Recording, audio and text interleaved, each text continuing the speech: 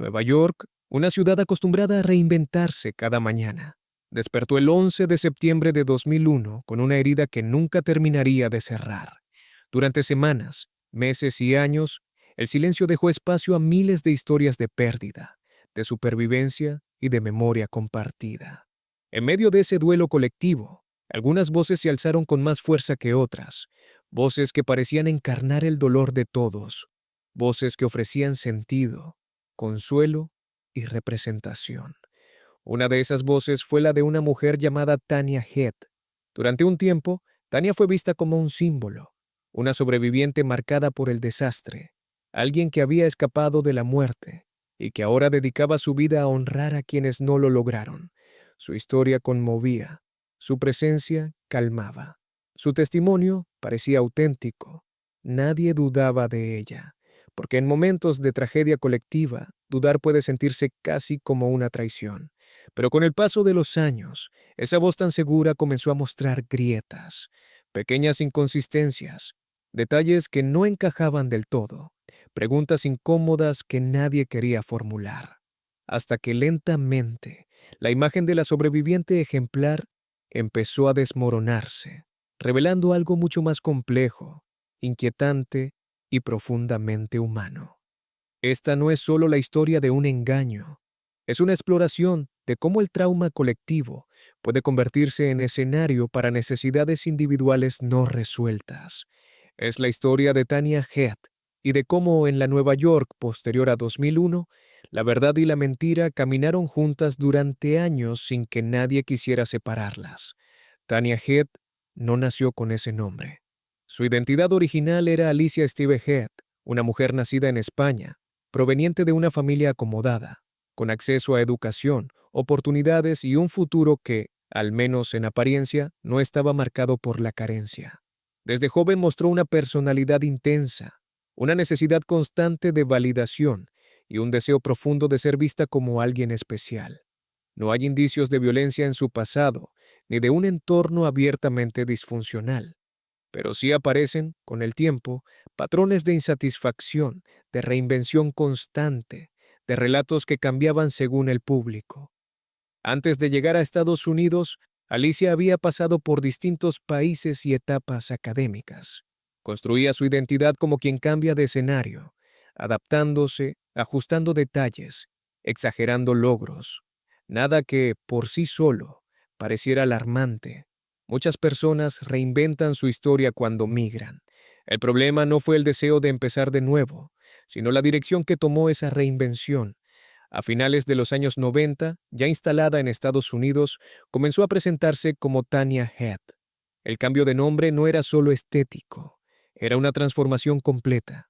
Tanya tenía un pasado diferente, una biografía más interesante, más dramática, más digna de atención. En ese contexto, el 11 de septiembre de 2001 se convirtió, sin que nadie lo supiera aún, en el eje central de su nueva identidad. Ese día, Tanya no estaba en las Torres Gemelas, no trabajaba allí, no perdió a su prometido, no escapó por una escalera envuelta en humo, no sufrió quemaduras ni presenció escenas imposibles de olvidar. Ese día, según los registros, se encontraba a kilómetros de distancia, en otro estado, siguiendo su rutina cotidiana. Pero esa verdad tardaría muchos años en salir a la luz. Poco tiempo después de los atentados, Tanya comenzó a contar una historia distinta. Una historia en la que ella era sobreviviente del World Trade Center. Según su relato, trabajaba en una de las torres y había logrado salir con vida, aunque profundamente marcada.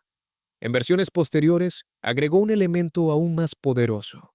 Su prometido había muerto en el ataque. Su nombre, su rostro, su ausencia se convertían en el núcleo emocional de su testimonio. La historia era convincente porque estaba cuidadosamente construida. No se centraba en detalles técnicos, sino en emociones, en el miedo, en la confusión, en la culpa del sobreviviente.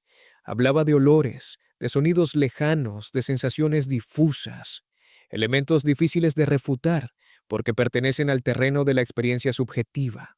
Además, Tanya sabía escuchar, se integraba a grupos de apoyo, asistía a reuniones de víctimas reales, compartía lágrimas y silencios.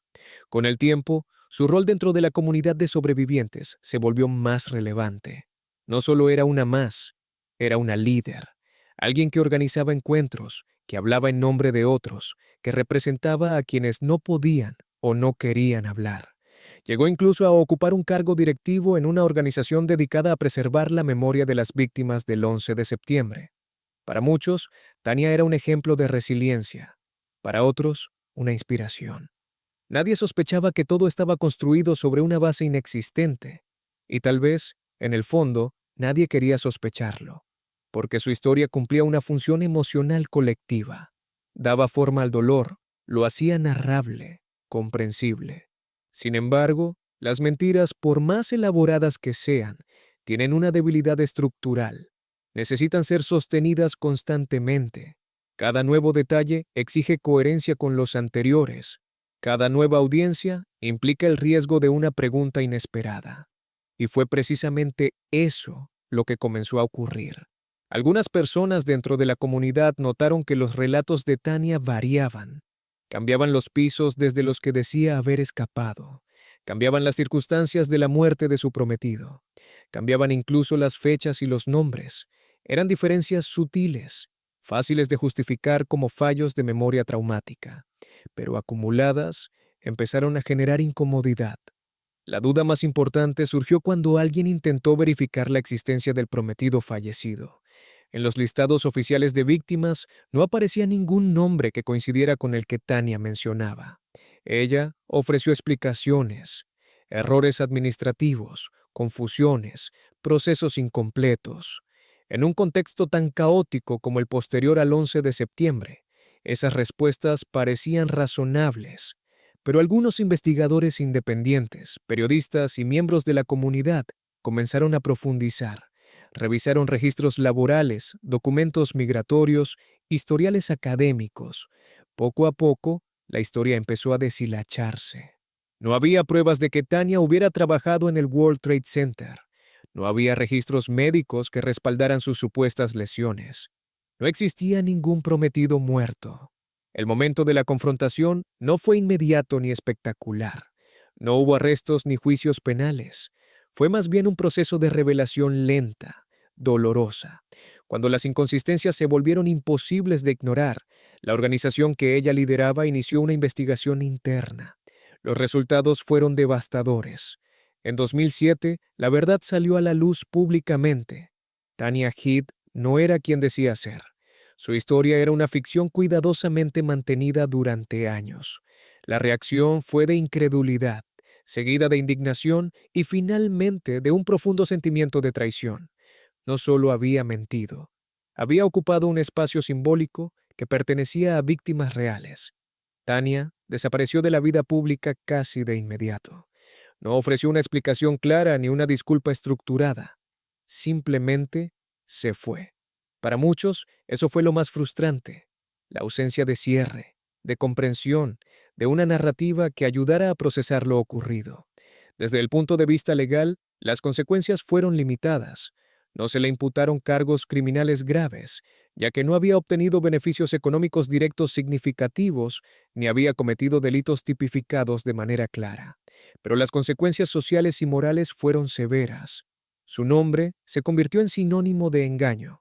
Su historia en un ejemplo extremo de impostura. El caso de Tania Head plantea preguntas complejas desde la psicología criminal y social. ¿Por qué alguien elegiría construir una identidad basada en una tragedia ajena? ¿Qué necesidades emocionales pueden llevar a una persona a sostener una mentira durante tanto tiempo, incluso frente a personas que realmente sufrieron? Una posible explicación se encuentra en los rasgos asociados a ciertos trastornos de la personalidad, particularmente aquellos vinculados a la necesidad de atención, validación y reconocimiento. La mentira, en este contexto, no es solo un engaño consciente, sino una herramienta para regular la autoestima. Al convertirse en sobreviviente, Tania adquiría un sentido de importancia, de pertenencia y de propósito. También es relevante considerar el contexto cultural. Después del 11 de septiembre, Estados Unidos desarrolló una narrativa heroica y profundamente emocional alrededor de las víctimas y sobrevivientes. Ser parte de ese relato otorgaba un estatus moral incuestionable. Cuestionar a una víctima era casi impensable. Ese entorno facilitó que la mentira prosperara. No se trata de justificar, sino de comprender, porque el peligro de casos como este no reside solo en el daño causado, sino en la posibilidad de repetir patrones. Cuando una sociedad atraviesa un trauma colectivo, se vuelve vulnerable a relatos que prometen sentido y redención, y no siempre esos relatos son verdaderos. La historia de Tanya Head nos obliga a reflexionar sobre la confianza, sobre la empatía y sobre los límites entre la compasión y el escepticismo. Nos recuerda que incluso en los espacios más sagrados del dolor humano puede haber engaño, y que reconocerlo no nos hace menos humanos, sino más responsables. Al final, este caso no habla solo de una mujer y su mentira, habla de todos nosotros, de nuestra necesidad de historias, de nuestra tendencia a creer cuando creer alivia, de lo difícil que es aceptar que alguien pueda utilizar el sufrimiento colectivo como escenario para una búsqueda personal de identidad. Nueva York siguió adelante. Las víctimas reales siguieron cargando con su duelo. Y el nombre de Tanya Head quedó como una nota incómoda en la historia del 11 de septiembre. Una nota que nos recuerda que la verdad, aunque a veces tarde, siempre encuentra la manera de salir a la superficie. Porque la naturaleza humana es compleja, capaz de actos de profunda solidaridad, pero también de engaños elaborados. Comprender esa dualidad es quizás el primer paso para construir una memoria colectiva más honesta, más crítica y, paradójicamente, más compasiva.